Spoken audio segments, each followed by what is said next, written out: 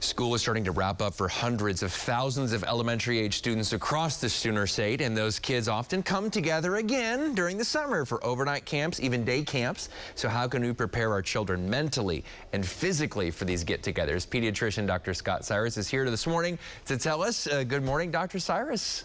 Good morning. How's everybody there? Oh, we're doing well. And, you know, our kids aren't quite at the age where we do overnight camps, but definitely, you know, day camps. And, you know, I think it's good what you're talking about, trying to mentally prepare them for what they're going to experience. I love that. Yeah, that's really kind of the real start of things. You know, when you think about camps, you want to look at the age of your child, the maturity of your child. Some people will say, you know, a 6-year-old, maybe 7-year-old can spend the night. But you again, have to look at early on what the idea of, you know, where you're going to camp. Is it overnight? Is it going to be a day camp? There's so many camps, boys, girls, Boy Scouts, YMCA, sports camps, all these kind of camps. So you kind of have to prepare your child early and say, okay, what would you like to do, or what are you interested in?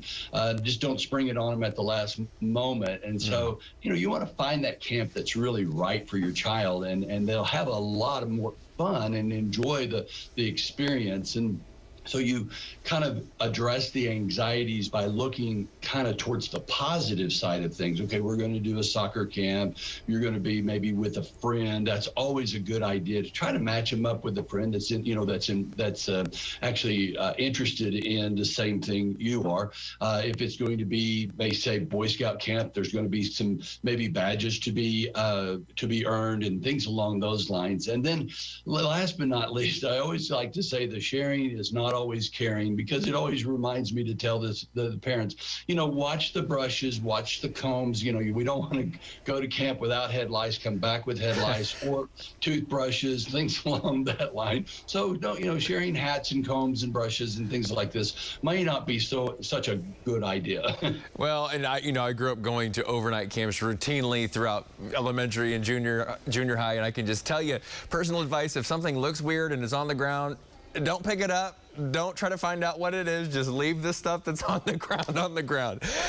Don't eat it. Right. I want to talk about, obviously, you know, physically and especially medically. If we're talking about physical examinations, what do we need to prepare for to get our kids checked out before going to camp?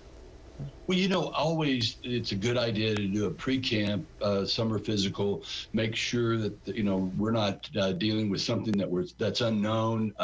Is there developmental delays? There's maybe, you know, the weight, height, things along that line. Vital signs as far as blood pressure or pulse. We just don't know sometimes. You know, we assume everything is good, but, you know, getting a good physical is always a good idea. I always recommend a yearly physical, and many times it's done during the summertime, because sports are going to be coming up in the fall or during the summertime. And so it's a really good idea from that standpoint. Medicines, it's one of these things that I have had multiple phone calls about. Oh, my child went off to camp and we totally forgot this medicine. So, you know, this is a great time with your physician, excuse me, great time with your physician to go over medicines that do you have ample supply? Are they going to a camp that maybe is a month long, or maybe all summer long, you know, where they'll be gone on a mission trip, let's say, even. And so they need ample medicine, and not only their prescription medicine, but over-the-counter medicines, Tylenol, ibuprofen, things along those lines. Remember, they're going to be outdoors. Sunscreen, hats, insect sprays. We want to make sure that, you know, you can even spray their clothing many times with insect repellent, and it helps keep ticks and things that could cause secondary diseases from, you know, ruining their time at camp. And, you know, always that if you have a child, maybe, you know, diabetes or developmental delays, asthma, always talk to the camp personnel with that. If they have a camp nurse or camp director, always a good idea to you know, say, okay, if you see this or you see that, this may be happening. And so it kind of gives the personnel a good, you know, front on the idea of, we need to watch and make sure that maybe the blood sugar drops low or something. They're not necessarily diabetic, but maybe they have a low blood sugar and they need multiple snacks. So it's something to make everybody aware of, and that makes for a really fun time for camp. Yeah, medical disclosures, even if it's not on a form, it's just a good idea to communicate if there is a medical issue. As always, Dr. Scott Cyrus here in Tulsa, great advice, and thank you so much this morning.